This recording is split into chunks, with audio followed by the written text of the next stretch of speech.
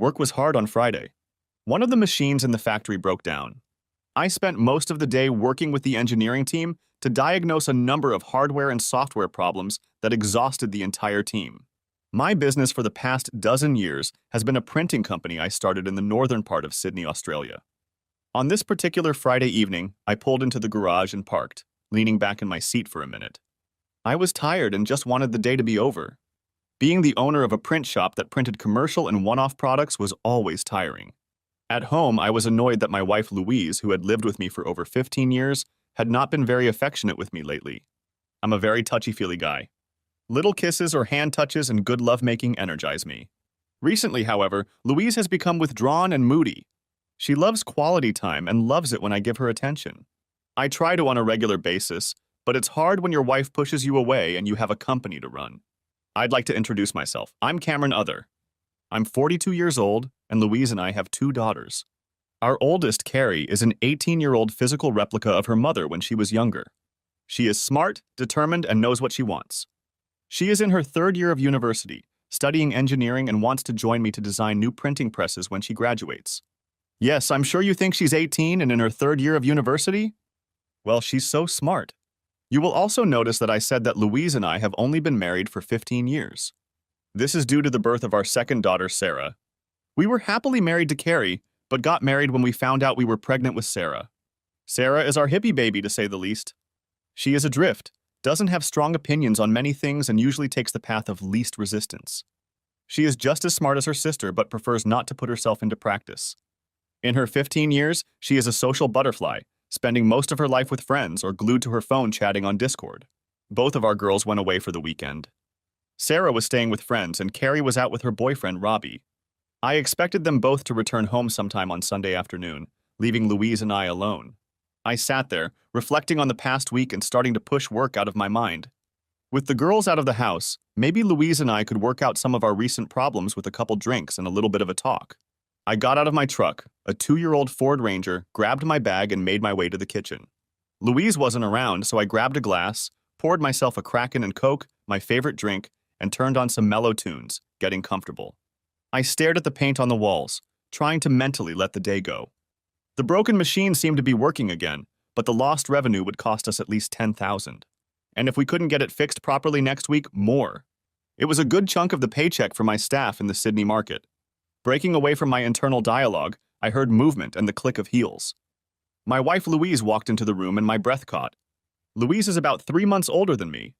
After giving birth to 2 children and reaching her 40s, she had put on a little weight, but she went to the gym regularly and ate right, so she kept her curves in all the right places. She was dressed up, ready to go out into the world. Her purse was almost empty when she set it on the table and looked at me. "You look good, my love," I said, and she smiled at me. I sighed, taking a sip of my drink.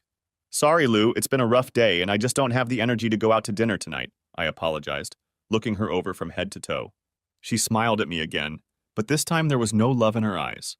Something switched inside me, and I felt my day turn from unpleasant to downright shitty. "It's okay, Cam," she said in a slightly shaky tone. "I didn't plan on you coming with me." I looked at her. In all our years, we very rarely went out separately, and even when she occasionally went out with her girlfriends, she never dressed like it was a date. "You weren't?" questioningly, I said. I took a big sip of my drink. "Then why are you dressed like we're going on an unusual date?" For a moment, Louise looked unsure of herself. "Cameron." She lowered her gaze to herself and stopped. "Are you breaking up with me?" I asked. Louise was taken aback. "No, of course not, Cam." She tried to reach out her hand, but I pulled away and laughed bitterly. "Now you're going to tell me that we had nothing to do with this, that you have to do this on your own. You're going to tell me that you deserve this after raising 2 kids and dedicating yourself to our family." I raised an eyebrow, looking at my rapidly deflating wife. I looked at her huge bag on the table. "Judging by your bag, you weren't planning on coming home tonight. It's nice to see that after all these years you're leaving our marriage so easily, not caring one bit what it does to us." I threw those words at her, my voice taking on an accusing, argumentative tone. "Cam," she stopped and looked at me. I didn't interrupt her this time. She sighed and said quietly, "We both work so hard and I know you do it for us. But I'm only going to be seeing Roger for a while." Roger Fellworth, the general counsel at your job?"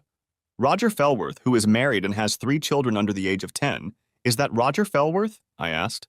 For a while, my wife answered nothing. But the panic in her eyes told her that I knew exactly who her lover was.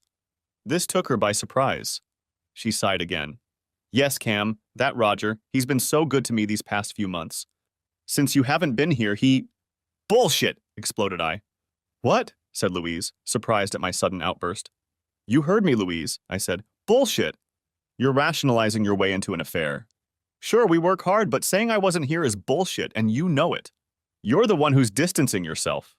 I've been trying to spend time with you for months now, but you've been keeping me away. At least now I know why. You just can't F***K with me. I stood up abruptly, my chair scraping across the floor. Cameron, I'm not bitching at you, she stuttered. Tonight, I mean this weekend, we were supposed to have our first time, she said, embarrassed. Right. So you'll be an even bigger slut if you cheat on me for not just one night, but the whole weekend. I glared at her and then turned and went into the kitchen for another drink. I was tired to the extreme after work, but I needed another Kraken. I was pouring a double when Louise stood in the kitchen doorway. She was angry and, for the first time, unashamed of her feelings. Cameron Other, I am not a whore and never have been. But unlike you and your first love, Rose, I have never been with another man in my entire life. Roger tells me that I'm not cheating on you because I'm telling you what's going on. It's only cheating if I'm hiding it. That's low, Lou. Dragging Rose into this is a low blow and you know it. I almost growled at her. But at least she had the decency to look away. And you are deeply mistaken, dear wife. It's cheating if I don't accept it, and I don't accept you taking another man to bed. I assume your new man is having the same conversation with his wife? She stammered again. I don't know. Now she was looking at her shoes. I snorted, chugged a double Kraken Coke, and turned to look at Louise. Her face was a beautiful mask of emotion. He's probably lying about not being home and being impossible to contact. I changed tact. Has he kissed you yet? What? Asked Louise. It's a simple question. Has Roger Fellworth kissed you yet? I emphasized the question. She blushed. Yes. Well, that says it all, doesn't it? I tried to contain my anger. My wife has stopped paying attention to me, rejecting my attempts to get close to her, while having more and more physical relations with another man. So I guess that's it. We're done, I said, walked out onto the back terrace and slammed the back door so hard that the house shook.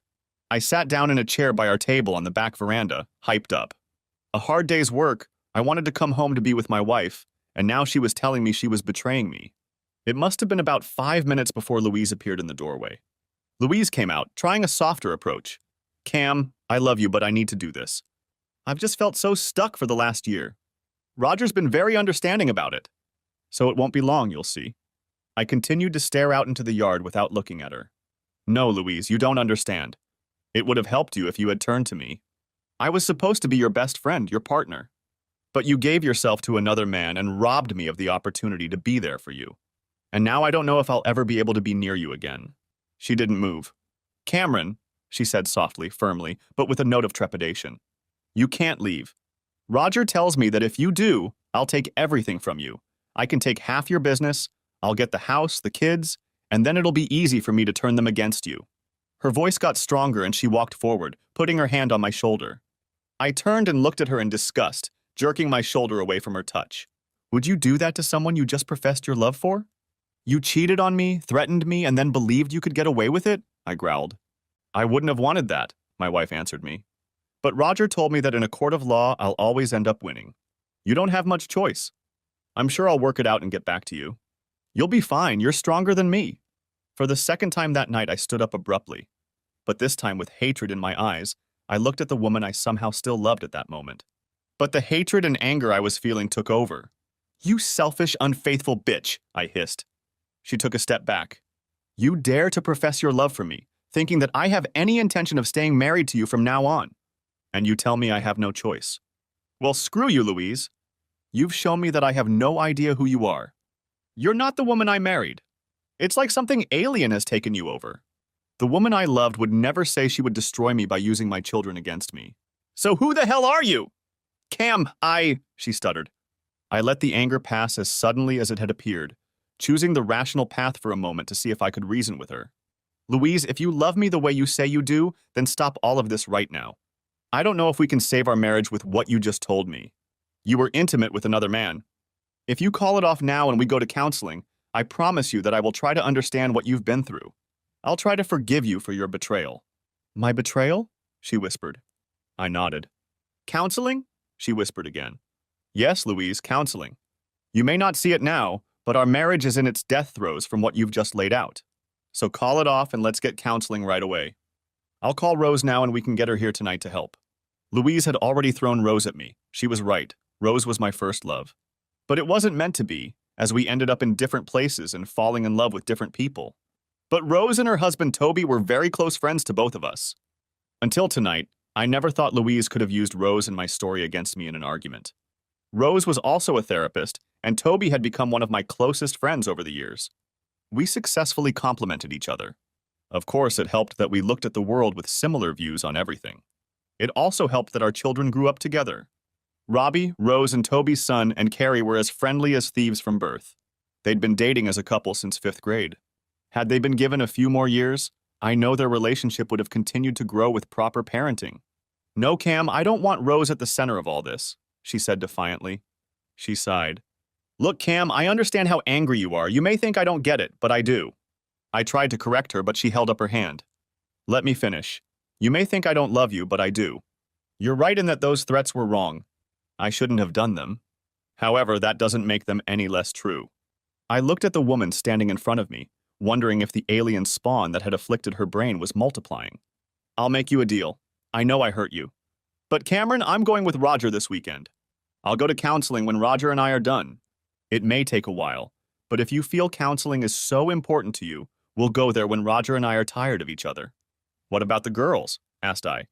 "What about them?" asked Laus. "How do we tell them we're breaking up?" said I in an indifferent voice. "Cameron, we don't—" She stopped talking suddenly, sighing. "We're not breaking up. I've already told you that sooner or later Roger and I will go our separate ways. I'll be back. The girls won't be affected in any way." I'm talking nonsense again. I looked at her. "What about me while you're having fun with Roger? What about me? Where's the love for me?" What do you mean?" Louise hesitated again. "Louise, I'm an affectionate guy and you've pulled away from me. You haven't even kissed me in 2 weeks. I don't feel any love right now, Louise. So what am I supposed to do?" She looked at me as if the thought had never crossed her mind. It hadn't occurred to her that I might need something, some attention or care. "I don't know." She lowered her eyes. "Roger says I should be his for now." I exploded again, my emotions turning to frustration, rage, and sadness. "To hell with Roger. Wait, that's what you're going to do and spit on your husband?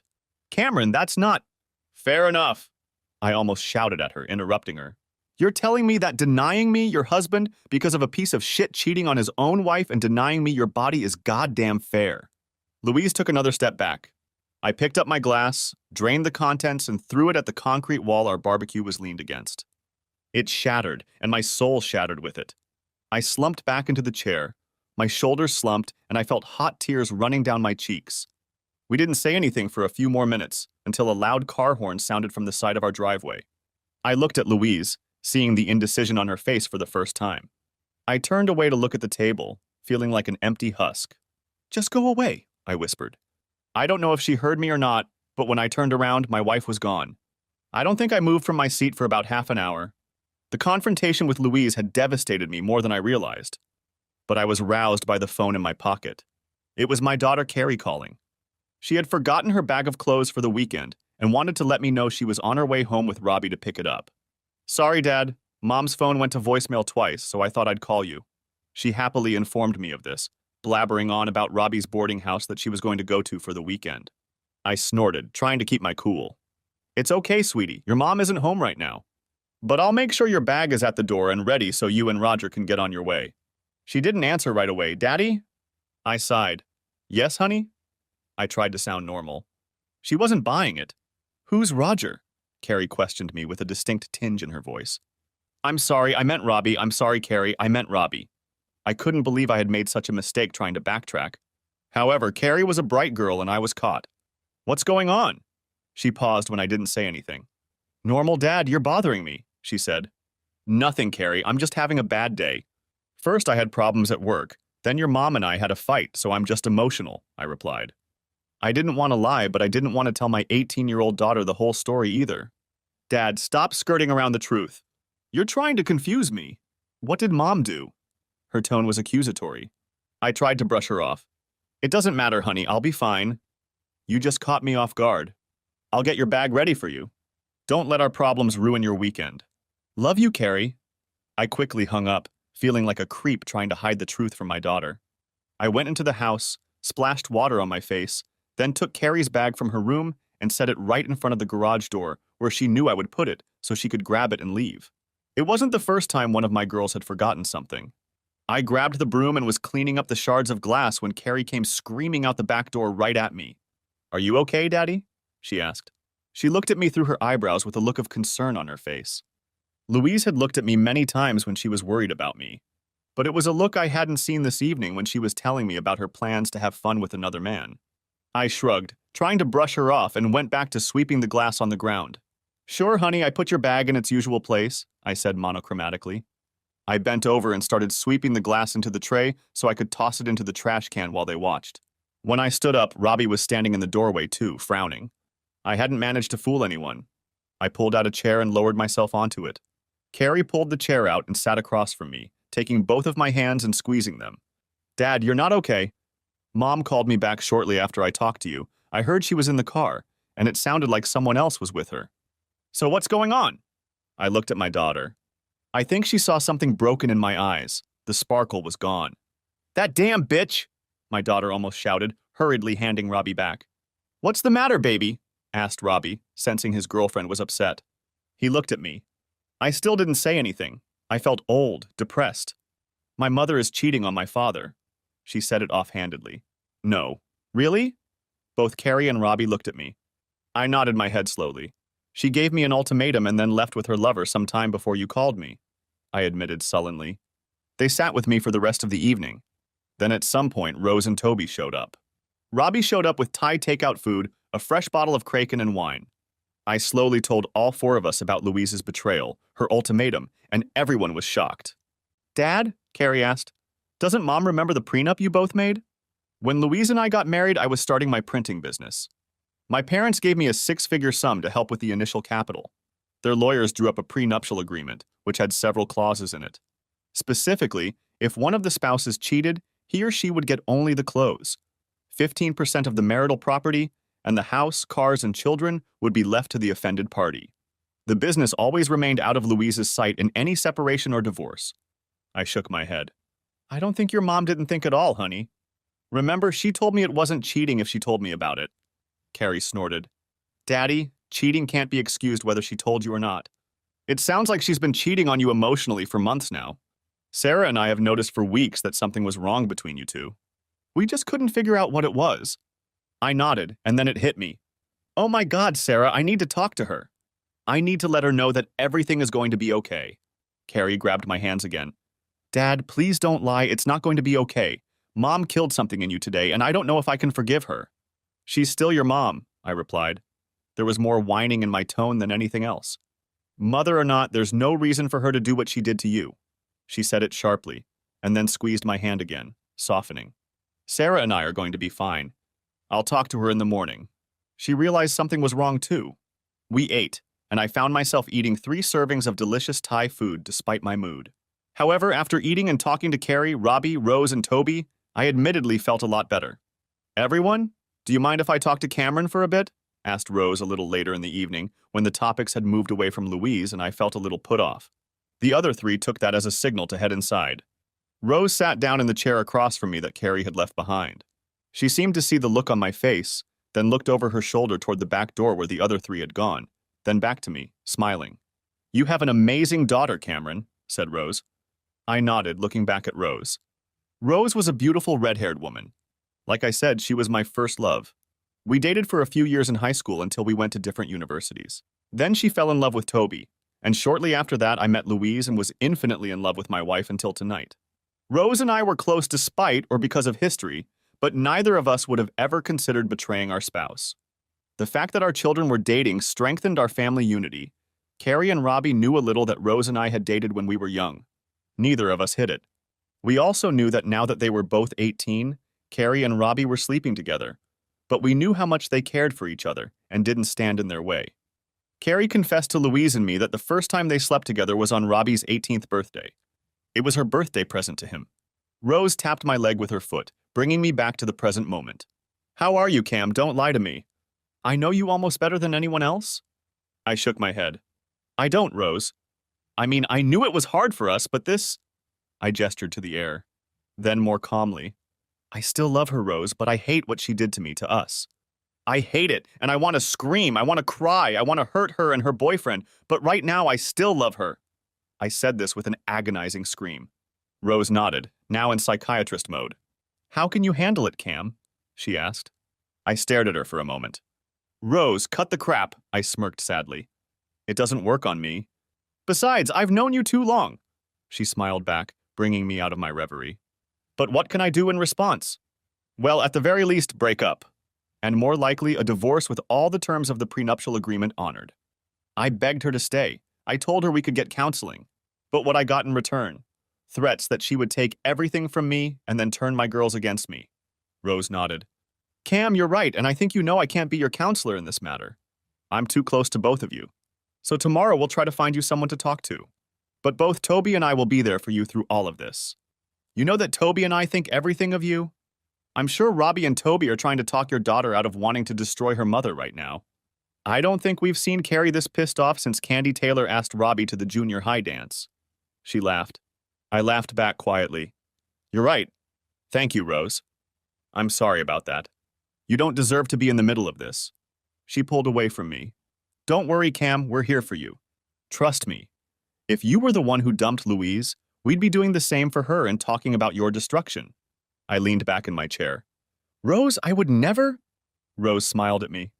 Relax, Cam. I know you wouldn't. That's why I wasn't shy about talking about it. You and Toby are two of the most loyal people I've ever met, and if you looked alike, I'd think you were brothers. Toby was relatively short, just over 5 feet tall, but he was stocky, muscular, with blonde hair and blue eyes. I have a mop of brown hair. Because of my job, I'm tall and trim, but not in Toby's league. I think that's why I fell in love with him. His personality reminded me of you. She said it wistfully, sinking into memories for a moment. We both laughed. It was an old conversation that had long since ceased to be awkward, proving that today, Rose and I shared a deep friendship. For the next hour, we discussed my feelings, mostly sadness and betrayal mixed with rage and a sense of numbness that I couldn't explain. But Rose understood. Later, we walked into the house and found Robbie and Carrie snuggled up on the couch. Toby was sitting in one of the other chaise lounges watching a movie. Hi, everyone, I greeted. Carrie was immediately beside me and gave me a hug. Are you okay, Daddy? She asked worriedly. I looked at Rose and she smiled. No, honey, I'm not okay, but I'm so glad you're all here. It would be so much worse if you weren't, I replied. She gave me a hug. Dad, Robbie and I are going to stay here tonight. We don't want you to be alone. But Carrie, what about your weekend? I asked. Robbie brushed off my concerns. Cameron, he said, I can tell you right now that there's no place Carrie and I would rather be right now. We can do the weekend anytime. I already got the credit for the B&B while you were talking to your mom, so we can reschedule it soon. But Carrie was right. In light of what happened, I think you need us here. I didn't argue, and we parted ways that evening. Rose and Toby said goodbye, promising to bring breakfast in the morning. I said goodnight to Carrie and Robbie, then showered and read in bed for a while to take my mind off things. We'll bring you coffee in the morning, Daddy. I know I won't get a good night's sleep tonight, so I can only guess how you're going to do, she told me. I smiled sadly, thanked her, gave her another hug and kissed her forehead, then retired to my room. I took a shower, finally changed into my work clothes, went back to my bedroom and sighed. There were reminders of Louise everywhere in the room. Even on the bed were things she hadn't put away going into the weekend without me. I threw them on the floor or in the closet, intending to stuff them into boxes with the rest of her things tomorrow. I was lying in bed on my iPad reading one of the latest books in the Spellmonger series, a fantasy series I'd enjoyed following over the years, when my phone rang. For a moment I thought it was Louise, but it was Toby, letting me know they were home and thinking of me. I thanked him by putting the thumbs up emoji. He replied that they would see us tomorrow around 9 a.m. I was about to put my phone down when a sudden thought hit me. I opened the Find My Phone app and sent a ping to Louise's phone. It sent a request for a location a couple hours away in the Blue Mountains, and I sighed. I took a screenshot to prove that she was running after me, and that got me thinking about our security system. We had one of those Swan security systems that recorded audio and video with cameras placed throughout the house, leading to a hard drive in a closet. We had 8 cameras dotted around the house. The ones in the backyard were set up to email Louise and I if they detected movement. However, all of the cameras kept a constant recording until the hard drive filled up, at which point the cameras began overwriting the previous content. The disk stored up to a week's worth of content for all 8 cameras, so I logged in and reviewed the footage from the back patio camera from tonight. Sure enough, the camera had captured footage of Louise and I discussing her infidelity when I went outside. I also checked the front camera and saw a large guy get out of a brand new BMW, greet Louise with a kiss, and then they jumped in the car and drove off. I now had an ironclad confession and a video of her leaving me to sleep with Roger Fellworth, as well as a ping from her phone proving she wasn't in my location. I pulled out my laptop, logged into Swan Security, exported the videos into an email along with instructions on how to start the divorce process. While I was agonizing over the wording for the lawyer and just attaching the videos to the email, the phone rang. It was Louise. She must have still been awake with her lover, having heard the Find My Phone signal. I switched the handset to voicemail. A moment later, I received a voicemail notification. I listened to it. Cameron, Roger, and I heard my phone beep. "We're telling you now, don't do anything stupid. Sooner or later we'll be done, we'll talk, and then you can do things my way. If you do otherwise than I tell you, Roger will destroy you and I will take everything from you." I heard Louise's words. Roger's giggling could be heard in the background. "Yes, you little toady. Trust me, it's not forever. But if you ever blab to anyone, I will take a personal interest in taking you apart piece by piece until you lose everything. Your wife, your kids, your business, and let's not forget any respect you ever thought you'd have. When Louise and I are done, she'll come back to you. Just play ball and everything will be fine." As they hung up the voicemail, I heard them both laugh. For a moment, I was stunned. I'd heard a lot of rudeness over the years, but this guy's disrespect and outright arrogance shifted the focus in me, and I decided it was time to destroy them, not myself. I redrafted the letter, indicating that not only did I want to serve Louise at her work with divorce papers as soon as possible, but I also wanted to file a lawsuit against Roger Fellworth. A quick Google search revealed that Australia doesn't have an attachment alienation law, but I wanted my lawyer to do something. I wanted them to hurt. I also wanted Louise and Roger to be sued for loss of income within my own business for either encouraging the affair or being unaware of the wrongdoing that was causing me mental anguish, causing my own business to suffer. I knew that these claims were unlikely to be pursued. However, simply suing all parties in addition to divorce and enforcement of the prenuptial agreement would be a huge blow to the couple's arrogance. So as I hit the submit button, I realized that I didn't have Rogers' wife's information yet, but if I did, I would contact her and let her know what a cheating asshole her husband was. I'd like to say that after sending the letter, I slept soundly knowing I was taking action against the cheaters, but that would be a lie. I tossed and turned until the wee hours of the morning and even heard Carrie and Robbie get up before I closed my eyes. I listened. It sounded like Robbie was heading to his car to get the promised coffee. I put on my pants and shirt and headed for the kitchen. When I entered the room, Carrie saw me and hugged me tightly, asking if I had slept. I shook my head. "Me neither," she replied. "I tried, but I just couldn't." "I just don't understand how Mom could do that to you," she complained. "I mean to us, not just you." We talked about her university studies for a while longer, trying not to broach the subject until Robbie returned with 3 very welcome large cups of coffee. I sipped the glorious drink. I've always loved cappuccinos. The chocolate on top only enhanced the flavor of the coffee, dancing on my taste buds. Simultaneously, Carrie and I sighed. Robbie laughed. "You're both exactly the same." He turned serious. "So you haven't been sleeping either, have you?" "No, I was actually very busy texting with the company lawyer when I got a voicemail from Louise after I made a Find My Phone request. I spent the next 10 minutes explaining how I had put together a packet of documents to start divorce proceedings with Roger and their place of work, after playing the voicemail Louise and Roger had left me. I could see Carrie trying to hold back tears as she listened to the message. "That woman is not my mother," she said quietly, wiping her eyes with a coffee napkin. "My mother would never be cold enough to insult my father or allow another man to humiliate her husband like that." Robbie and I were in complete agreement. It was about 10 o'clock in the morning when we started wondering where Rose and Toby were. They told us they would bring breakfast around 9, so we started to worry an hour later. Robbie tried calling first his mom, then his dad. When he couldn't get through, I tried that too. I called Mom's house, the cafe where we always went for breakfast, and the owner, Josie, an elderly lady in her 60s whom we all knew by now, confirmed that Rose and Toby had picked up breakfast around 8:30 on their way to my place. As I hung up the phone, I was overcome with intense anxiety. I was packing my keys to go looking for them when Robbie's phone rang. He picked it up, and within a minute, he was lying on the floor with a pale face. I took the phone from him. "Hello, this is Cameron Other. I'm the father of Robbie's girlfriend." "Who am I speaking to?" said I. "Mr. Other, this is Police Constable Colin Sharp. I want to tell Robert the sad news. His parents have been involved in a major accident." I inhaled sharply, looking at Robbie lying on the ground almost comatose. Carrie wrapped her arms around him, looking at me desperately. I asked a question. "Are Rose and Toby all right, Constable?" There was a pause.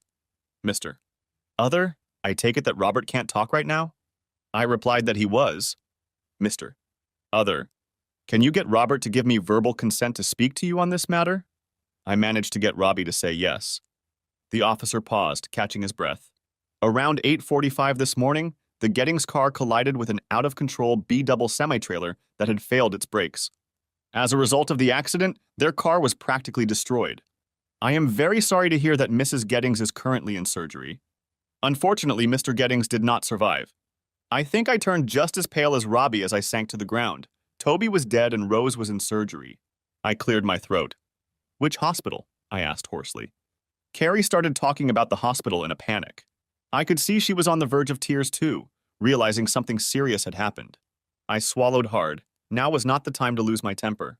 "They are both in the Royal North Shore Hospital. May I assume that you and Robert will be there soon?" she asked. A note of sadness could be heard in her voice. She acted professional, but I could sense that the stranger was having a hard time. "Yes," I mumbled, getting detailed information on where to go and what to say when we arrived. 5 minutes later, the three of us were out the door. Within half an hour, we were already outside the trauma unit of the hospital. The nurses were doing their best to reassure us. Questions about how Rose was doing, where Toby's body was, whether Rose would survive, what was wrong with the other driver were asked constantly. Constable Sharp came in and introduced herself. We talked for the next 20 minutes. Robbie again allowed me to act as his representative, and she told me the whole story. As Rose and Toby were driving, an out-of-control, fully loaded truck had crashed into their car, leaving it in shreds. Toby took most of the impact on the driver's side, his side of the car almost merging with the passenger side. He died on the way to the hospital from multiple injuries, including a fractured skull and multiple puncture wounds to his torso and upper body. There were other injuries, but I won't recount them here as they are too graphic. Accidents like this are horrific. Rose was also in critical condition.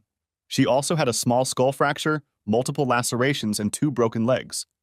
However, the most serious problem for Rose was the loss of her left arm, as well as part of her left forearm. The surgical team worked diligently to stitch up the wound as well as repair several other puncture wounds. Rose also suffered severe blood loss due to the inability to stop the blood flow. But fortunately, if there is such a thing in accidents like this, her mangled arm was above her head when she was pulled out by emergency crews, so thankfully, she didn't bleed out. The rest of the day passed in conversations and phone calls. I have to hand it to Robbie. After the initial attack of shock, he sat with me all day while we waited for news about Rose and started calling people. First, we called his grandparents, then Toby's brother in Brisbane. Then we called Rose's brother. When the Moose people arrived, Carrie and I had to help Robbie with the paperwork for his father's death. Carrie called Sarah, and within an hour she was at the hospital, hugging Robbie and crying with Carrie. After a while, she looked up at us. "Where's Mom?" she asked innocently. Carrie and I looked at each other. "She's not coming," Carrie said bitterly. Sarah looked at Carrie, then at me. "I take it this is Roger's doing?" my youngest daughter asked grimly. To say that Carrie and I were shocked that day when everything that could go wrong went wrong was an understatement. "Sarah, are you telling me you know something about your mom and Roger?" I asked quietly. Sarah nodded her head solemnly. Fresh tears began to roll down her face. "A couple weeks ago, I saw Mom bring in some new underwear, and I asked her if she bought it for you, Dad." I watched her shoulder slump. I had to pester her for a few days, but at one point when she didn't tell me the underwear was for you, she took offense at me and then blabbed that it was for a date with some guy named Roger, saying you didn't have a chance to see him. "Sarah, why didn't you say anything?" There was an accusatory note in Carrie's tone. "I don't know," she looked at Carrie. "We were talking about Mom and Dad living apart lately. I didn't know what to do, and I stayed as far away from home as possible once I found out what I didn't want to know. I didn't want to run into Mom," she looked at me. "Or with you, sorry, Dad." I hugged her. "It's okay, baby girl. I wish there was something I wanted you to say. I didn't know until last night, but it's okay." She started to cry. I'm so sorry, Daddy. If I had said something, maybe Aunt Rose and Uncle Toby would have. She never finished the thought. Instead, she broke down. That night, we left only to shower and change. I brought Carrie and Sarah home. We cleaned up. Then Carrie drove her car back to the hospital with Sarah and I followed them. I think it was about 4 o'clock Sunday morning when Rose was brought in from surgery. She was all bruised, in critical condition, but alive. She will be in the ICU for at least a few days. They wanted her to recover and make sure there was no brain damage before taking any further steps. Even despite his grief, Robbie was gracious to the doctors and asked to meet the team of surgeons who labored for hours to save his mother's life. I have never been so proud of my daughter's boyfriend and sincerely hoped that one day I could call him my son-in-law. We spent the rest of the day at the hospital. I took home my laptop and phone chargers after receiving confirmation that the paperwork had been drawn up and was ready for delivery to Louise, Roger, and their place of employment on Monday morning. I was relieved to note that I had a damn good lawyer, better than Roger I was willing to bet.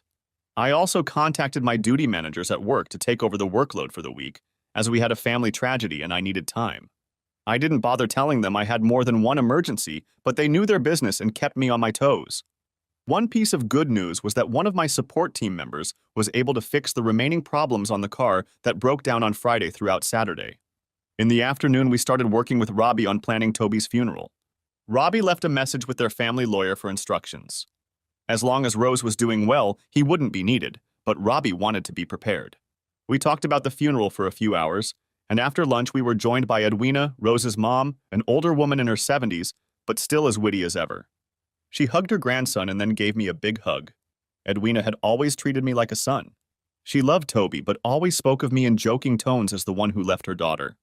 She informed us that Camille, Toby's mom, would be coming to visit us at the end of the week as soon as she found someone to drive her from the retirement village since she couldn't drive. After lunch, we talked easily. Edwina sat with us in the hospital waiting room as we had planned. I wondered if we would be moved on. However, when I asked the nurse if we needed to move, she shook her head. No, that unfortunately happens more often than you expect. But as long as it's not too crowded, you can stay. We know the grief you're all going through right now, and I understand that you need to be near Mrs. Gettings while you wait for her to wake up. I smiled, thanking her for her answer. Time flew by as we all talked and reminisced. Louise was only mentioned in passing, and as soon as Carrie brought Edwina up to speed about Louise, anytime no one was watching her, a grim frown would appear on her face. It was about 8 o'clock on Sunday evening when I answered the call on my cell phone without looking. All of our phones had been ringing off the hook all day as news of Toby's death and Rose's injuries spread. Hey, this is Cameron Other speaking, I said, as I watched Robbie hug Carrie and look into each other's eyes with a smile. I watched as they exchanged the words, I love you, followed by a kiss. As they mourned each other, they fell even more in love. That's no way to call your wife, I heard Louise scolding me on the phone. I told you not to make waves or you'll regret it. Roger is fierce and will take you out if you say anything to anyone. Where the hell are you, Cameron? You're supposed to be home when I get there. I don't know what had happened to Louise over the weekend, but if there was anything left in her of the insecurity or regret I'd seen on Friday night, they'd been taken away by the stroppy woman who was now on the phone with me. Louise, I uttered, the contempt so evident in that single word. All the talking around stopped. Everyone looked at me at the same time. It's me, you great grouch. Where are you and where are the girls? If you tell them anything I told you, I'll turn them against you. So you better go home or I'll make you sorry. I hung up the phone halfway through. I wasn't interested in threats. Tomorrow, Louise would find out that her neatly constructed narrative was falling apart. The whore just got home. I shrugged. We could hear her father, Sarah said quietly. I don't know why you even picked up the phone. I spent several hours today talking one-on-one with my youngest daughter. She apologized over and over again for not saying anything, but after hearing the extent of her mother's deception, she was almost as angry at her as Carrie was. Daddy, in the divorce, I'm going to live with you, okay? Said Sarah to me out of the blue as we talked earlier. Of course, baby, of course, I said as I hugged her. Coming back to the present, I looked at a smiling Sarah. It was instinct. I answered the phone without thinking. It just took me a moment to get my bearings. The next moment, my phone rang again, Louise's, of course. Over the next 10 minutes, she tried calling a dozen times. Then she tried calling the girls. After half an hour, Carrie had had enough of it. What? She shouted into the receiver, picking it up. Louise reprimanded our oldest daughter for her tone. Mom, stop it. I have absolutely no interest in talking to such a lying, cheating bitch right now. I'm here with my family, including my sister and father. We're in mourning right now, and we don't need you interfering with our grief. I could hear Louise shouting a string of curses and swear words into the receiver that I didn't think she could ever put together, let alone say them to her daughter. The bottom line was that she thought Carrie was talking to her about the breakdown of the relationship between Louise and me, not about Toby's death and Rose's life hanging in the balance. I realized that Louise had no idea what had happened. Louise continued for another minute before Carrie interrupted her. Mom, I have no intention of putting up with your yelling anymore, and before you start, yes, Dad told us everything too, so you should know I have no interest in living in the same house with you. You're a whore, Mom. You had a man who loved you and children who adored you as a role model. Now you've traded your father for a mate who's likely to drop you like a hot potato, and you've lost the respect of both of your daughters. She paused. Obviously, her mother had spoken. Yes, and Sarah and I, yes, Sarah told us what she knew. My dad is good for forgiving her, and she hates you as much as Dad and I do. So pack your suitcase, Mom, because none of us want you around when we get home. She paused again, listening. No, Mom, I won't tell you where we are or when we get home. Why don't you call Roger and go to him? She paused falsely for half a second. What's that? You can't because he's gone home to his wife, who has no idea he's a low-life cheating bastard who's helped you destroy any respect for you in the family. Sorry, Mom. Luz started to reply. Sorry, Mom, I think they announced our flight. I'll talk to you later, and hung up. She looked at all of us staring at her, then pointed to her phone in her hand. Wrong number, Carrie said simply. Despite everything that was going on and the seriousness of the situation, everyone giggled. Even the nurses at the nurses' station across from us. Edwina went home for the night, promising she'd be back early in the morning. Meanwhile, Sarah and I were getting ready to leave for a few hours. Carrie and Robbie would stay longer, and Sarah and I would return around midnight and switch places, letting them go to sleep. Sarah and I were putting things in our bags when the trauma nurse came up to us. She's awake, she said excitedly. We all smiled, and everyone burst out laughing very nervously. We then asked about Rose's condition. She is being seen by a doctor right now. She is really out of it.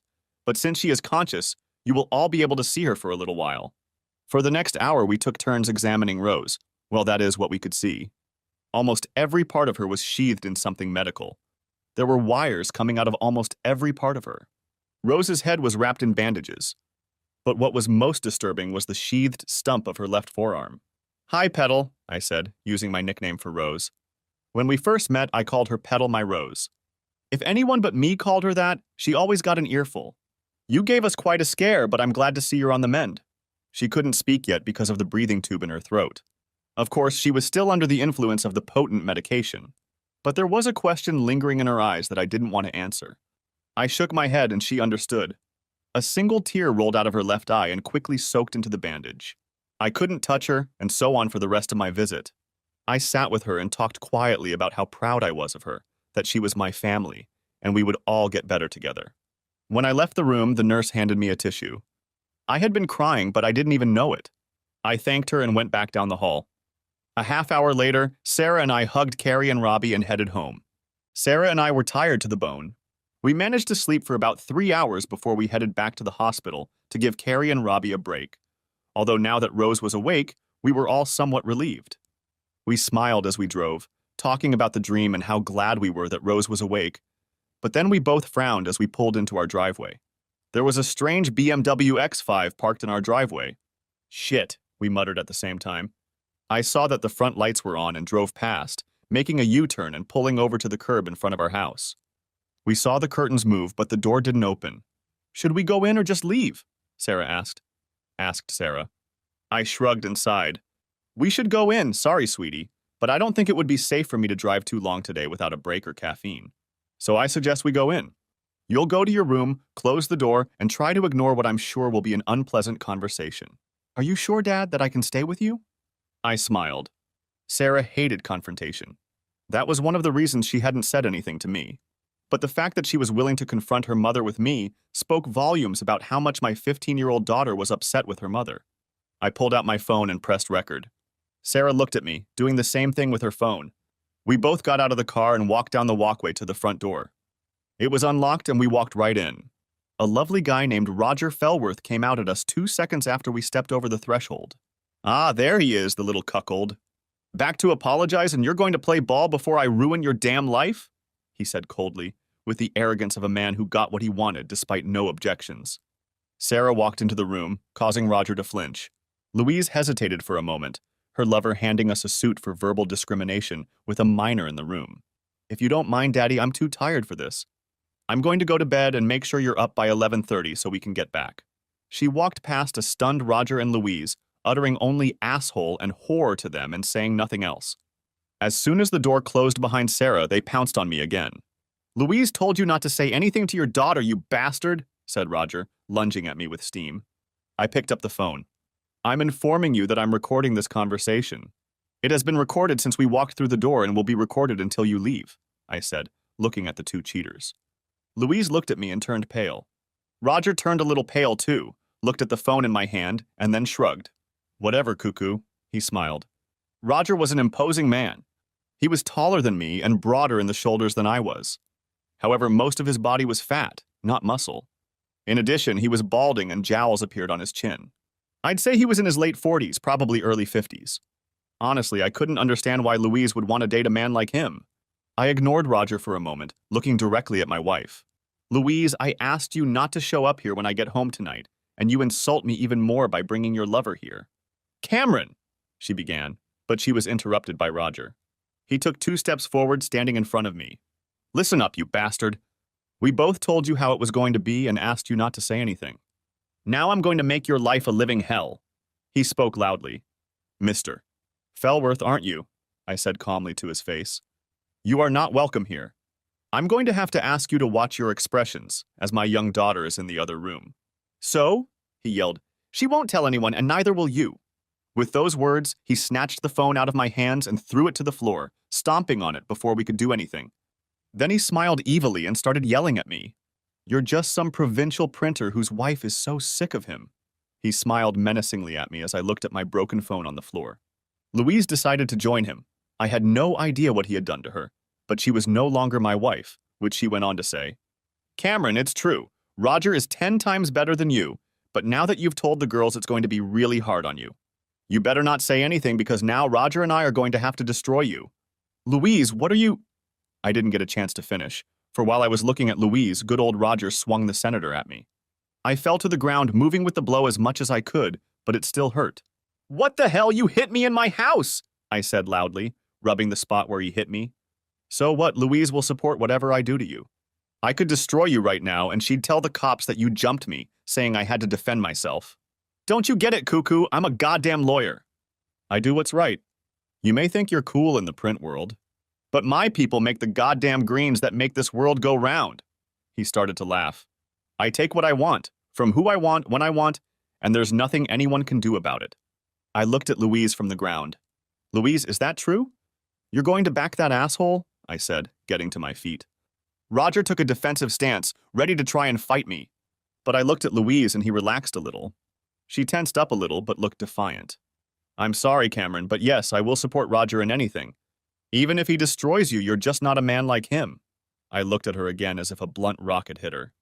Seriously, what had happened to her to be so brainwashed by this scum of humanity? I shrugged, sighing. "Well then, dear wife, I have nothing more to say.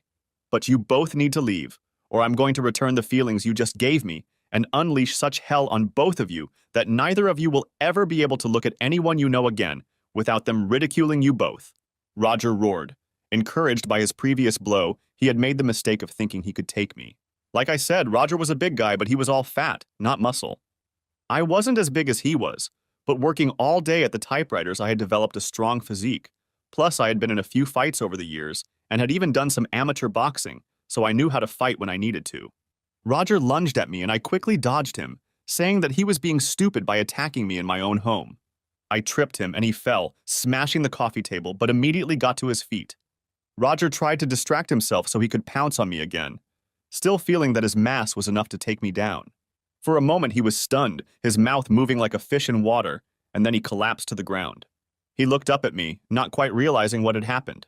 I grabbed Roger's ear and began to speak softly into his clamped ear, looking at Louise, my eyes burning with hatred. "Listen, you bastard, you stole my wife and came into my house thinking I was going to be something I'm not. And now you're lying on the floor in pain. You're about to be arrested. You have no idea what you've done and how I'm going to ruin your pathetic life. You think you're a big man and I just made you a eunuch. I let him fall to the ground, letting go of his ear. What did you do? Yelled Lusa as Roger fell. Then she ran around me to him. Cameron, what the hell did you do to Roger? I shrugged, looking at the woman I would have given my life for a few months ago. And today, I wouldn't have peed on her. Never mind, Louise, today you and that eunuch didn't even inquire about me before you both pounced on me. You didn't ask Sarah how she was feeling or where we all were. You just went along with that asshole and his agenda. She stared at me intently, leaning over her fallen lover. After a few moments of silence, I filled the dead air. You don't want to ask? Then let me tell you. Because you ran off for the weekend with the fat bastard, our daughter and her boyfriend came to spend time with me because she's not stupid and realized something was wrong, even when I tried to deny it. Soon Rose and Toby were here too. Oh, Cameron, you didn't, she whined. No, I didn't. Carrie and Robbie did it. They're smart, savvy, and can read between the lines, I replied. Anyway, they came to their senses to be near me, unlike you, and then went home, promising to bring breakfast Saturday morning while we figure out what to do with you and lover boy. I glanced at the groaning Roger on the floor. Anyways, I said, stretching the word, knowing the hard part was about to begin. My voice trailed off. Rose and Toby were on their way here with breakfast from their mom when they were hit by an out-of-control car. Toby died, and Rose is fighting for her life in the hospital. It was all over the news, so if you and Natsak had bothered to watch the news or even ask, you would have found out that because of you, one of our friends is dead and another may not live. I let that sink in, but after a moment, Louise had the nerve to growl at me. It's not my fault, Cameron. We told you not to say anything. If you'd kept your mouth shut, they'd be alive. It's your fault they're dead, not mine. No, it's not, Mom, it's your fault, our daughter said, standing in the doorway. She looked at me. The police and ambulance are on their way. She looked at her mother again. I have no idea who you are, but you're not my mother, and it's your fault Uncle Toby is dead, not Daddy's. If you hadn't cheated on Daddy, this never would have happened. She lowered her gaze to her hands. And it's my fault, too. Maybe if I'd said something to Daddy, he could have stopped it. Sarah, I started to say. No, Daddy, I know I should have said something, but the blame is on her feet, she said, pointing at her mother. She retreated to her room again, and Louise and I just stared at each other. We could already hear the emergency sirens, but no one said anything when 2 police cars appeared and chaos suddenly reigned. Louise tried to explain that I had attacked Roger and he was moaning on the ground. When asked if it was her husband, she, stammering, explained that it was, but that I had beaten Roger anyway. I told my side of the story, an ambulance arrived, and a very sick Roger was carried out on a stretcher. The ambulance left, and I think the police were close to arresting me because I was the guy who attacked someone. My wife was swearing again that it was all my fault when Sarah came back into the room. I'm sorry, Mr. Officer, she said to the guy who was questioning us. But I have a recording that confirms everything my dad said, including that this man said he would kill my dad and that my mom would lie to protect him from my dad. She held out a USB drive to the officer. What, like, Roger smashed your phone? Asked Louise, not realizing that the police officers were still in the room listening. Mom, Dad had a premonition that something might happen, so when I went to my room, I put my phone at the base of the door to record everything. She looked at the officer. I'm sorry, but after everything I've heard, I have to say that I don't feel safe around my mom. Could you please not make me stay with her? But she said she would support this man no matter what he did to Daddy. I heard him hit my dad at least once. So I'm scared. Sarah moved over to me and hugged me while looking at her mother. After that, things didn't matter. Sarah, as a minor, had evidence, and she testified against Louise. So my wife was arrested and taken to the gatehouse for the night. When Louise was taken out, she looked at me but didn't say anything. After all that had happened, we had no time to sleep, so as tired as I was, we showered and changed clothes. Then I had some coffee and drove back to the hospital. When we entered Rose's room, Carrie and Robbie were sitting in some chairs leaning on each other. When Carrie saw my face, she gasped. What happened, Daddy? As she saw a bruise start to form on my face where I had been hit. We spent the next few minutes explaining her mother and Roger's visit. I then explained that I had punched him in the balls to make him realize I wasn't a cuckold. We heard a muffled grunt from Rose and found her waking eyes looking at me sadly. Rose, I said, stammering. I'm sorry, Petal, if I had known you were awake. I blanched, realizing that I had participated in Toby's death before her eyes. Of course, she knew when I admitted it earlier, but I still should have been a little more delicate. I saw that her right hand was moving slightly, like most of her body. It was covered in bandages, at least one of her fingers was broken. But she tried to lift her hand, and I was instantly by her side, trying to grab it without hurting her further. "Are you okay, Rose? Can I get you anything? Do you need a nurse?" I asked, and then added, "Blink once to answer yes and twice to answer no." She blinked twice, then 3 times, slowly. But twisting her unbending fingers on my arm, I didn't move for the rest of the night. The next few weeks passed very quickly. Louise's parents released her from jail on bail the next day, and then started calling me all kinds of names until Carrie brought them out into the open. When Louise went to work a few days later, she was just in time to receive the divorce papers from the bailiff, and then see the same bailiff handing the papers to the owner of the company. As a result, Louise found herself on unpaid leave, suspended from work until the case was heard, and by the end of the day, living in her parents' spare room.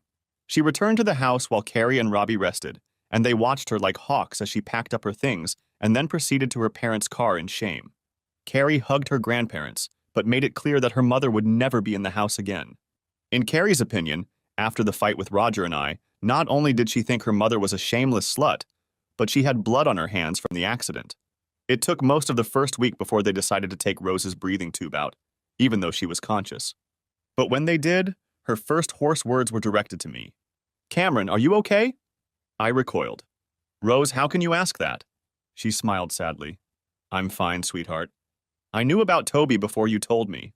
I had high hopes, but in the moments after the accident we were stunned but came to our senses. We professed our love for each other, but somehow he knew he wouldn't make it, and I did." Now she was crying. "After I woke up the first time, I was so out of it, but I remember your eyes confirming that he was gone." I sat down on the chair next to the bed and took her right hand in my hands, still damaged but intact, unlike her missing left. She whispered to me in a conspiratorial tone, even though it was just the two of us in the room at the moment. "I had a dream last night, but in the dream Toby came to me and he was beautiful. He wasn't hurt and he looked fine." She smiled. "He told me he was fine. It was his time. The accident was no one's fault, not even Louise." I looked at her and her smile faltered a little. "I know exactly, just like Toby. No one to blame. Anyway, he told me he loved me, but now it's my job to take care of you. Cameron, he really did love you like a brother, and he was so upset about what happened to you." I looked at her. "Rose, you're the one who needs to be taken care of. Seriously, haven't you noticed that you don't have an arm?" She laughed, lifting her stump slightly. "I'm completely armless now, aren't I?" I couldn't help myself. I snorted. "I guess it's my job now to help you when you need it," I replied. She groaned, then laughed good-naturedly. "I'm serious, Cam. I miss Toby a lot, but I feel peaceful in that dream, and he made me promise to take care of you." I held up my hands and she giggled. I smiled back. "Okay, you win. You can look after me." Rose looked smug. "But only after you leave here. Until then, I have to look after you." Unlike those first 2 weeks, the next few months passed slowly. If I wasn't at work, I was in the hospital with Rose. If I wasn't at the hospital, I was packing up at home. The girls and I decided we would sell the house and move. There was a place in North Sydney, near Crow's Nest, that I was able to buy at a reasonable price and also got a decent deal on our current place. The new house was smaller, but was close to transportation and the medical center. It had 3 bedrooms plus an office, and if you looked out of the master bedroom window while standing on tiptoe, you could see Sydney Harbor in the distance.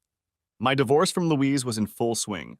The girls refused to have anything to do with her, and the few conversations they had with their mother did not end well for Louise. Sarah, our malleable daughter, had become tough as nails and scowled at any mention of her mother. Carrie had practically moved in with Robbie in the last month, which I didn't object to, even though Louise had called me a brainless cuckold and a pathetic lover dozens of times. It wasn't easy for her to live in her parents' house in a spare bedroom. They called me a couple of times to see if I could reconcile, but after I showed them the audio of that night with Roger and Louise from Sarah's phone, they apologized and stopped trying to work out our problems. If Louise's life was spiraling downward, Roger's life dropped like a stone to the bottom of a pond. He had to have one of his testicles removed, and although he named me in a lawsuit and the police told him he could sue me, it would end badly for him because he was at fault. I could easily make an argument in defense of my home and family. After a week of review, his place of employment quickly fired him for embarrassing their firm like that.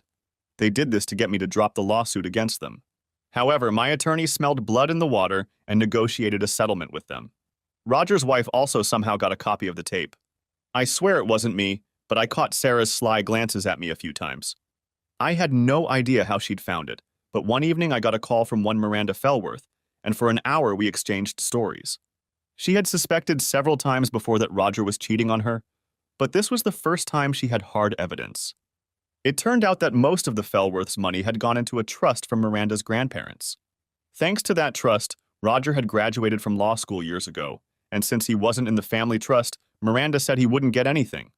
They also had children, one of whom dreamed of becoming a lawyer, but Miranda suspected that wouldn't happen when he found out about his father's adventures. Roger was now living in a cheap hotel where he slept on a credit card that was nearing its expiration date. He had been unable to find a new job, and I sincerely hoped that would continue to be the case. Rose was getting a little better every day, and a month after the accident, she was able to leave the hospital with a nurse for a few hours so we could all officially say goodbye to Toby. It was strange. We were all sad. But Rose, more than anyone else, smiled a lot, laughed with people at the stories they told, and when she cried, she always ended up making the other person feel better. As for injuries, Rose's legs were still in a cast.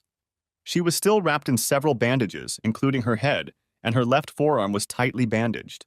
Above her left eyebrow, on her forehead, across the bridge of her nose and right cheek stretched a scar that was still red. The doctors said it could be corrected with plastic surgery in the future if it didn't heal and disappear as they suggested. At the funeral, I made sure I was the one pushing Rose's wheelchair while she greeted people. Her caregiver smiled at me, never moving more than a couple steps away, but she would defer to me to help Rose.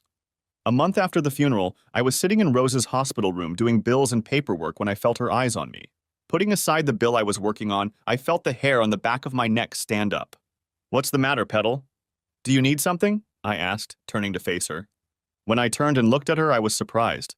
Rose was looking at me, tears streaming down her face. "Cameron, she tried to say. Instantly, I was at her side, wrapping my arms around her. I held her while she cried and looked at the monitors. Aside from a slightly elevated heartbeat, she was fine. It was emotional. The psychiatrist at the hospital said it could happen. From the moment she woke up, she was worried about others, not herself. "Shh, Rose, it's going to be okay. I'm here. I've got you. You'll never have to walk alone, you know that?" I said, comforting her. She cried even more and nodded, holding on to me with her good arm, now free of bandages. "I know, Cameron. I just miss him, you know?" She looked at me pleadingly. "I miss him, Rose. Believe me, I miss him. Toby was my best friend. I miss him. When Louise did what she did, if it wasn't for you and Toby..." She hugged me tighter. "Will it get better?" she asked in a moment of pain and weakness. "I don't know," I answered quietly. "I want to believe it will. Toby's gone, but you're still here, and we have kids. That has to mean something." She was silent for a moment. Then I felt her relax. "Thank you, Cam. I don't know if I could have made it through without you. You get wiser in your old age, you know that." She giggled softly and nervously. I stroked her hair, running my hands through her thick, curly mane of red hair, and then leaned over and kissed the top of her head. "You're welcome, Rose. Without Toby and Louise in my life, I've found that I need a best friend." "Are you interested in this job?" I asked. Still clasping me to her, Rose did what I least expected. She reached up and kissed me. I kissed her back, feeling my heart race with something I never thought I'd feel for Rose again. Romantic love. Then I realized what I was doing and pulled away. "Rose, I'm sorry. You're my best friend. More than that, my oldest friend. And I love you so much, but I don't know, hell. We're still mourning Toby." She sighed, snuggling up to me, and I hugged her without hesitation as we sat in her hospital bed. "I know, Cam, I know what you're saying, but I feel something. It never left high school," she said. That night I fell into a restless sleep. I must have tossed and turned for hours until I finally slipped into what I immediately somehow realized was a dream. It was a dream of a bar I had never seen before. It was a large bar, and it seemed to me that if I tried to walk it from end to end, I would be walking for a very long time. There were tables everywhere, lots of people sitting around drinking, playing darts or pool. The problem was that everyone was out of focus. I knew they were there. I even said hello to a few people I walked past. I even got a greeting from the fuzzy outlines of people. I realized they were smiling at me, but no matter how I looked, they were still out of focus. It was a pleasant dream. I was about to head to the bar when I noticed someone fuzzy. He was sitting alone at a table. When I approached, he turned and stood up to greet me. "Toby!" I exclaimed and rushed over to hug him, but a moment before I did, I slid toward him and stopped. He laughed. "I'm glad to see you, Cam. It's okay. You can hug me." We hugged, then I pulled him against me, looking at him. He looked as good as he did the night before the accident. He caught me looking him over and laughed again. You look great, buddy, I said. Somehow I know it's a dream, but it's so good to see you. He smiled, then we sat down at the table. I had a Kraken and Coke in front of me. Toby had a pint of Guinness, and we sipped our drinks for a while. Ah, he sighed. Good stuff. He looked at me. So, how are you, Cam? He asked. I deflated a little, the dream becoming reality. Not great, buddy, I replied to my best friend's dream. Divorcing Louise is a pain. The girls are angry all the time. I'm trying to support Rose in her recovery, but it's hard and I feel like I'm just drowning in it all. Toby nodded. What about you and Rose? He asked, raising an eyebrow. I leaned back in my chair and thought for a minute about what Toby was like in the dream. He smiled at me, continuing to raise an eyebrow. What about us? I asked. Come on, Cam. We've been friends for more years than I can imagine. You're my closest friend. I know things about you and Rose that would make anyone blush. I know you love each other. I snorted. Of course, Toby, she's as close to me as you and Louise. Without the two of you in my life, she's my closest friend now. I want her to get better. He sighed. I understand, Cam. But what about the kiss this afternoon that bothered you so much before you fell asleep and came here? You can't say it didn't mean anything, can you? Of course, an image would arise in my subconscious of my best friend throwing it at me to make me feel guilty for kissing his wife. I looked at my friend. I know it was more than nothing, Toby. I love her, always have. He smiled at me. I panicked. Buddy, Rose was married to you. Louise was married to me, sure. We dated and even took our first steps with each other. But Toby, this is your wife we're talking about. How can I cheat on you with her? Cameron, he said seriously. I'm dead. His tone was sad but definitive. You both can't cheat on me, Rose, like you, has so many years ahead of her. She needs someone to love and protect her as much as I do. Look, Cameron, you said yourself that Louise is already out of your life or will be soon, and you do love Rose. He looked at me for a moment, and I felt like the real Toby was weighing something important, not a figment of my imagination. Rose loves you too, Cameron. Of course she's hurt by my death, but she desperately hopes you won't leave her. In her heart, she holds the same love for you that she holds for me.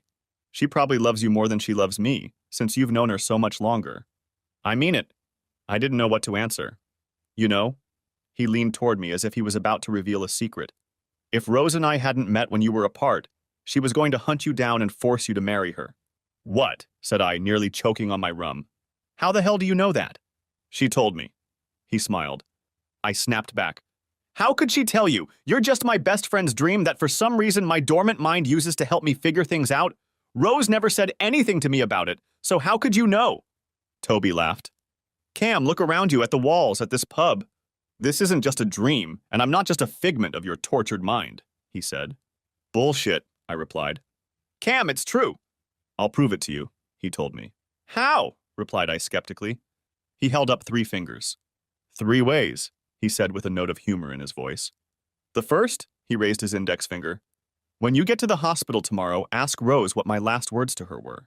I snorted. I already know that. You were in the car and you told each other you loved each other. Toby smiled, shaking his head.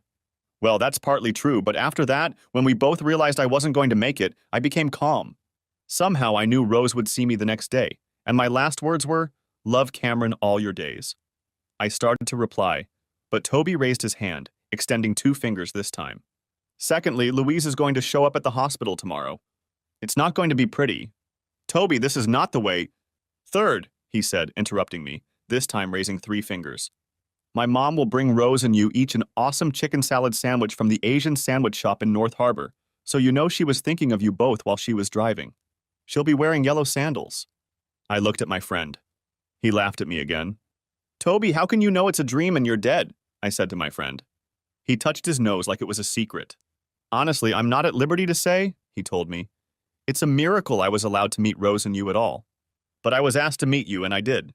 I am happy to be able to spend some more time with you. I didn't believe him, but I had to admit that I was happy to see him too. So if that's what happens, what am I supposed to do? Marry her? I asked. Toby laughed again. That's up to you, my friend.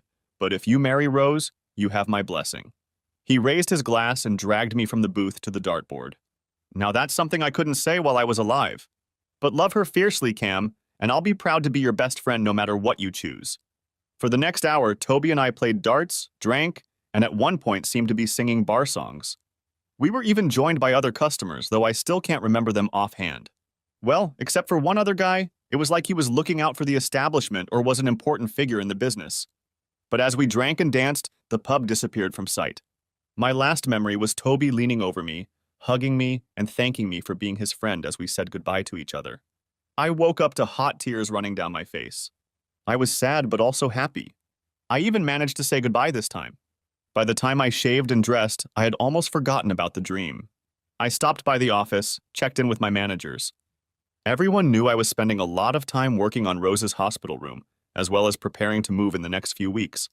My assistant prepared all my paperwork for the day, took the ones I had worked on yesterday, and then escorted me to the conference room where I worked with the managers on my floor for an hour before heading to the hospital. It was around lunchtime when I arrived, and Rose smiled as I entered the room. The doctors reported that although she still had a long way to go, she would be able to go home in a few weeks. She had been complaining for days that she was tired of her hospital bed, and although she had managed to get a bed with a window, she wanted to get out of the four walls. I was happy for her. The fact that she was settling in at home would help her a lot. We were talking about her sleeping in her own bed when Toby's mom, Camille, walked in. I didn't know Camille as well as Rose's mom, Edwina, but we were casual friends and she smiled as she entered the room. "Rose," she said in a warm, friendly tone, "you look so much better today, and Cameron is so dressed up and handsome. You're so good to take such good care of Rose. I know Toby would be proud of you," she said, leaning over to kiss Rose. At that moment, I noticed the yellow sandals on her feet and froze. Rose noticed the blood rushing from my face. "Cam, what's wrong?" Both Rose and her mother-in-law looked in the direction from where I was looking at Camille's feet. "Is something wrong with my shoes, Cam?" asked Camille, frowning.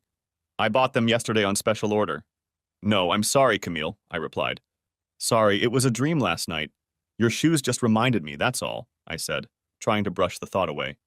Rose looked at me for another minute while Camilla fussed. "Oh, before I forget, I picked up your lunches from an awesome Asian sandwich store in North Harbor. They have the most amazing chicken sandwiches," she said, excited and eager to tell me how they make them with everything they can fit in 2 hands for only $6. When Camille said the words, "chicken sandwiches," I, sitting down at the table, mumbled them along with her. "Cam, are you okay?" asked Rose, concerned. I looked at Rose, then at Camille, at the sandwiches in her hand that she was unwrapping for us, and finally at her yellow sandals.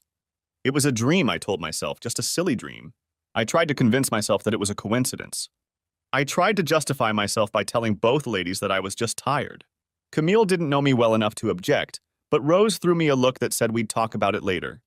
So we ate our sandwiches, and Camille was right. They were amazing.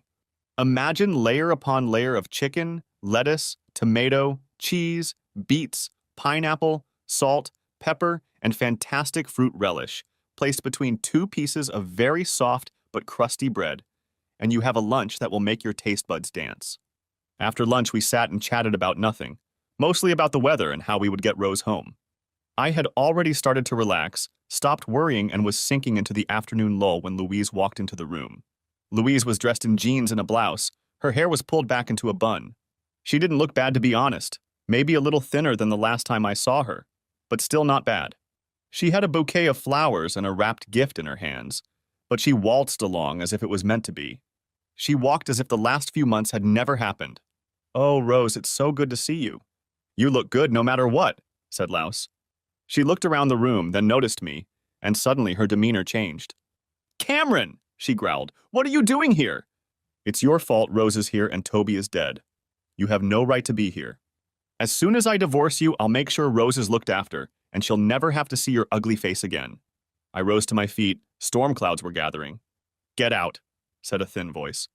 Everyone turned toward the bed where Rose was crying, turning away from everyone toward the window. "Rose, it's okay." "I'll get Cameron out of here," Louise said. "No, he's staying and you're leaving," she said, tears slowly streaming down her face. I took a step towards Louise. "Louise, you need to leave," I said sternly. "For once, listen to me. You have to leave." Louise jumped up from her seat. She threw the gift on the floor. A distinctive cracking sound was heard. The flowers were thrown into the wall. I took 2 steps, standing between Louise and Rose lying on the bed, with Camilla standing stunned in the background. Louise broke into a tirade.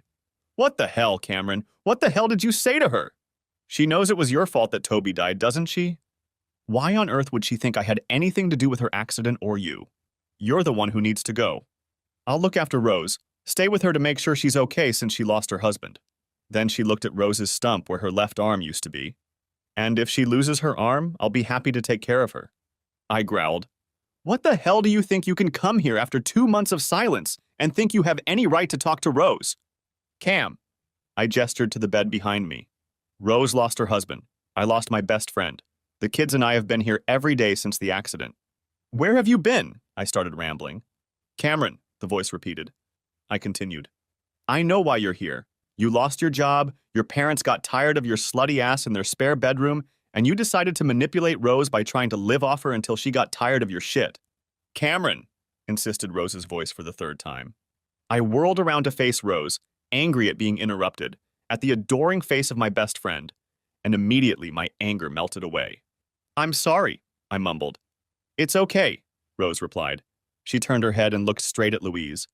Louise, you need to leave, with the way you've been treating Cameron, not to mention that little tantrum you just threw. It shows you're not my friend, and don't you dare use Toby's death as a crutch to blame Cameron. You've turned into a vile, disgusting creature. I'm ashamed I ever called you my friend, let alone trusted you for years. Louise started to object, but Rose raised her stump. Leave it, Louise, you can't stay with me. I am no longer your friend. You are not welcome here. Should I call security to escort you out? Asked Rose to my ex-wife. Rose, Louise pleaded. This isn't fair. No one is... No, Louise, Rose interrupted, anger rising in her voice. What's not fair is that my husband is dead and I'm crippled for life because you chose to shag your husband, who is one of my closest friends. The room grew quiet, the only sounds coming from the hallway. No one said anything, and then there was the frown on her face that I used to associate with Louise's denial of everyone around her and life in general. She shifted her gaze from Rose to me, back to Rose, back to me again, and finally back to Rose for the last time. Each time her gaze changed, a gamut of emotions ran across her face. But the frown remained. When she looked at Rose one last time, the venom came out. Well, screw you, Rose, I can see how it goes. You hypocritical cunt, she growled. Well, you can shove whatever help I was going to give you up your ass and... She didn't have time to finish before I grabbed Louise under the arm and dragged her from the room. I turned down the hallway to the nearest exit outside, slammed the fire doors shut again, and dragged Louise after me. Thankfully, they weren't panic doors. Louise hissed and swore the whole way, still yelling in the direction of Rose's hospital room.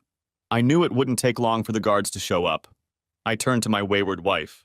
Louise, I don't know what the hell is happening to you. I don't know what switched you from a loving wife and caring friend to a hellish bitch, but it stops now, I told her forcefully. Louise, thank God, shut up, recoiling backwards. Cameron, she said. No, Louise, you're done. You've destroyed every relationship around you, from your daughters to your friends to me. No one, and I mean no one, wants you within 100 meters of us. You've turned into a narcissistic bitch who doesn't seem to care about anyone around you. The doors opened and 2 burly security guards stepped out. They spotted Louise and I. Are you all right, Mr. Other? Asked Peter to the larger of the 2 guards. I waved him off. Fine, Peter. Louise was just a bit agitated and upset to see Rose in the hospital bed. She was on her way out, though, wasn't she, Louise? I cast a glance at her. The guard wasn't fooled by my words, ready to massacre Louise. Instead, she looked at me, then at the guards, shrugging her shoulders. Sure, I'll see you later, Cameron, she said. I shook my head. I hope not. The 3 of us watched Louise leave. They then escorted me back to Rose's room where Camilla and Rose were whispering. After making sure Rose was okay, the guards left. The cleaners came in to clean up the mess in the room, and 20 minutes later, Camilla came out as well, hugging me tightly. Thanks, Cameron. Now you look after her. She needs you, Camille whispered as she hugged me and left to catch her elevator home. Are you okay? I asked Rose, sitting down on her bed. It was just the 2 of us now. I took her right hand and squeezed it. She snorted. Isn't that what I should have asked you? I shrugged. It's been a weird day, but now with Louise I felt, I don't know, calmed down. But no, I think it all started with that dream last night. Rose raised her head and looked at me. The dream? I nodded. Yeah, I couldn't sleep last night when I got home, I blushed. I think she realized that our kiss was partly to blame. Anyway, I couldn't sleep, I tossed and turned, and when I did, I dreamt about Toby in the pub. Rose nodded, almost understanding. It was weird. I knew it was a dream, and it was a big pub, and there were other people there, but it was like they were out of focus. Rose finished for me. Her eyes searched mine, and I think my surprise was noticeable. Yeah, they were out of focus, well, except for Toby and some other guy. I can't remember the other guy, but Toby was crystal clear. We were talking. He told me what had to happen today for me to realize this wasn't just a dream. Camille's shoes, the sandwiches, Louise's appearance. Toby said it would all happen. I looked at Rose again, her eyes telling me she believed me. There was another one, wasn't there? She asked timidly. I nodded. How did she know? I looked at her. A tear leaked out of her eyes and she squeezed my hand. I didn't want to ask the question, simultaneously afraid and hoping it meant. Love Cameron all your days, Rose said quietly but intently, looking into my eyes. My breath caught. Rose? I asked. She nodded, and another tear joined the first, slowly trickling down her cheek. Those were the last words Toby said to me before we both passed out in the car accident. They were the last words he ever said to me in this life. My tears joined her tears. How did you know? Whispered I. Quietly, almost a whisper. Toby in the pub when you told me I knew. He met me there too, told me how brave I was, but that I needed to let you go and love you like I always have. He told me that you wouldn't be able to ask the question when the time came, but that I had to tell you our last words. With those words, we fell into each other's arms. I wrapped my arms around Rose in the fading light of noon, and we cried. As we cried, we spoke quietly of the man we knew, friend, lover, husband, and father. We mourned our common loss together, growing even closer in our shared grief. Evening came. The noise of the hospital continued. Rose made room for me in the small hospital bed, and we continued to hold each other as best we could, both of us suddenly tired. Finally, as we fell asleep, I kissed the top of her head and whispered, I love you, Petal. Rose snorted slightly in response and replied, I love you too, Cam. After that day, we got progressively better. The kids, Sarah, Carrie, and Robbie, found us the next day huddled together on the bed under a hospital blanket that the nurse must have thrown over us during the night. Sarah clapped her hands when we woke up and they all stood looking at us in our sleep. I kissed Rose gently on the lips, getting up and stretching. Carrie smiled and kissed Robbie. In the morning, we explained most of yesterday to Louise, omitting the part about sleeping with Toby. Later that week, we all agreed that Rose wouldn't be moving home after she was discharged, but would move in with Sarah and me.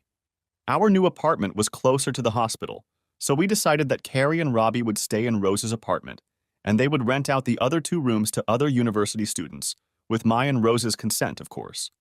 By the time Rose was discharged, she was no longer wearing formal casts, but was using rigid cloth ones that could be removed as needed so she could continue to heal. We all got a good look at the stump of her left forearm, with healthy skin growing around it, and although Rose was sad, she had mostly accepted her disability. In addition, the skull fracture Rose had suffered was healed. Thankfully, there were no effects other than a mild concussion, which was dealt with at the hospital. Her homecoming was one of her happiest days in years. But after seeing our relationship blossom and hearing our story, the doctors told Rose that she could resume a fulfilling relationship once she got home, albeit with caution for the first few months. The kids had already moved a lot of Rose's clothes and personal belongings into the new house, and had even presumptuously placed them in the master bedroom with mine, rather than in the spare room as we had agreed. But to be honest, I didn't mind such insolence.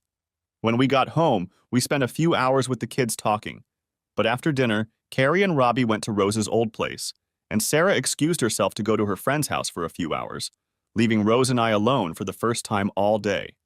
A few weeks later, Louise and I's divorce became final. Our assets were officially divided. Thanks to the prenuptial agreement, Louise got very little. She didn't touch my business, which was worth quite a lot. The sale of our original house was left to me, and although I wasn't supposed to do it, I gave her a check for $40,000, which was a little less than half of our total savings. Why did I do this when the prenuptial agreement would have required me to give her only half that amount, you ask? Well, it was for 2 reasons. Firstly, Louise had killed any relationship with us by her actions. I wanted to give her enough money so that she could leave her parents' home and start a life elsewhere. I heard that she had been offered a job in Wollongong, which meant that we wouldn't have to see her anymore. By giving her this money, I hoped it would encourage her to move. Besides, it added 0 to the amount I gave her, so I wasn't short of money. Speaking of Roger, it looked like he was in trouble. When he couldn't find a job, he started selling drugs to a dealer, and in the first week he sold them to an undercover cop, so now he's serving 2 years for dealing drugs. To me, it couldn't have happened to a nicer guy. 6 months later, Rose and I got married. She was beautiful in her wedding dress with a bouquet on her belly. She was self-conscious about the way she looked and went through a few bouts of depression. But with the kids and me always by her side, it never lasted long. Rose also changed jobs. But after getting a degree in psychology, she began counseling those who had lost limbs like herself. 2 years after we were married, the government honored her on Australia Day for her contribution to helping those with disabilities in need. In her speech, she thanked her family and friends and then called me on stage, citing me as the main reason for her success because I supported her as she got back on her feet after her accident. It was a stressful time.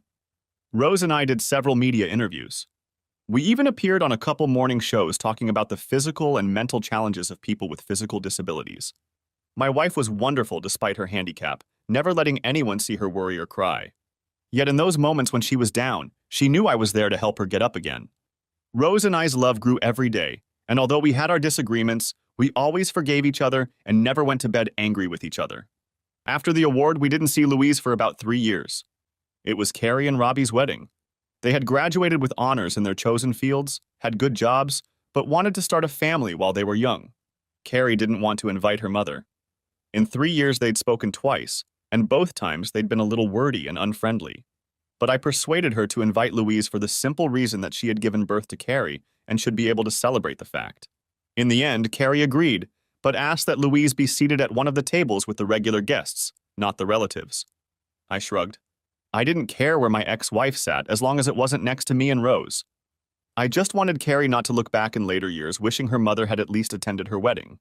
In the end, a compromise was reached. Louise ended up with her elderly parents, who happily sat a couple tables away to keep the peace with their granddaughter and her new husband. As is always the case with ex-wives at weddings, I ended up at the bar and got myself a Kraken and Coke. It wasn't on the bill, but since I was paying, I could take what I wanted when Louise came up to me, leaning on the bar next to me. She ordered a glass of white wine, then turned and looked at me. "I've never asked for forgiveness, have I?" she asked bluntly, but it was more of a statement than a question. "No," I replied, turning around and looking at the crowd. Rose, Sarah, and Carrie were standing at the other end of the room laughing about something. I smiled. "But then again, I never thought you would be," I told her, finishing the sentence. Louise sighed. "You're right. I wasn't myself then. A complete and utter mess I made of myself," she said. "Uh-huh," I said, emphasizing the last syllable and taking a sip of my drink. Rose looked at me, smiled, and then frowned when she saw Louise next to me. I shook my head slightly and she nodded, realizing that it was no big deal. "I saw you both at the Australia Day Awards and have been following what you've accomplished since then," Louise said sadly. She watched my wife, her former friend, laughing with our daughters and knew she could never enjoy that kind of relationship with either of her girls again. "She hates me? They all do, don't they?" said Louise, looking at them, then at me, then into her wine glass. "Hate is a strong word, Louise." Then, upon reflection, I grinned. "No, it's actually the right word for what they think of you. But as time goes on, the fire subsides. In a dozen years, who knows, maybe the girls will call you." I felt rather than saw Louise's shoulder slump. Then she turned to me. "What about you, Cameron? Do you hate me?" my ex-wife asked. I shrugged my shoulders. "Hate, loathe, despise, take your pick." I heard the band start tuning their instruments in the background. I smiled to myself. Soon I would be able to dance with my daughter. "But you convinced Carrie to ask me out tonight." "So if you hate me so much, why?" she moaned. I turned to look at Louise, and for the first time all evening I looked at her. Compared to the one I knew before, she was kind of hollow. She had a hunted look in her eyes, and her hair didn't just look like it had grayed or been covered in failed dye. It looked like it had receded a bit from her hairline. All in all, I realized that this woman I had once loved was broken. I studied her for another minute before answering. "Louise, no mother should miss her daughter's wedding, even if she was a disgraced whore. But I didn't invite you here to make you feel better. I invited you here to make sure our daughter would marry with a clear conscience." I paused, then tipped my glass toward a couple passing by. "That's all, and if I never have to see you again, I'll consider myself a happy man." With those words, I walked away, joining my family for the wedding dance. I heard sobs. "I'm sorry." Unfortunately for her, her behavior did not elicit any sympathy. For the rest of the evening, we danced and ate, joked and laughed, and I never saw Louise again. We learned from her parents that Louise died a few years later. It was right after Sarah had just gotten engaged to the doctor. Yes, unexpected, I didn't see that coming. But at Sarah's engagement party, we found out that Louise turned out to have an ovarian cyst that became inflamed, and she passed away in a hospital bed with only her parents by her side. She didn't want anyone to tell us anything. She was very sad. As for Rose and I, we kept each other a secret. When we had grandchildren, we raised them together. We traveled the world, saw sights and wonders. We have been all over the world, spoiling our grandchildren and even possibly our great-grandchildren. They knew that Rose and I loved each other, and that love has not dimmed one bit over the years. When I looked at my Rose, I saw the girl I fell in love with at 18, the woman I married at 40, the mischievous smile of a grandmother who was approaching 82, and I knew that today I would be lucky. I knew that in my heart I would be loved until the day I died. Thanks for watching. I hope you enjoyed it. So subscribe to my channel and watch the next video.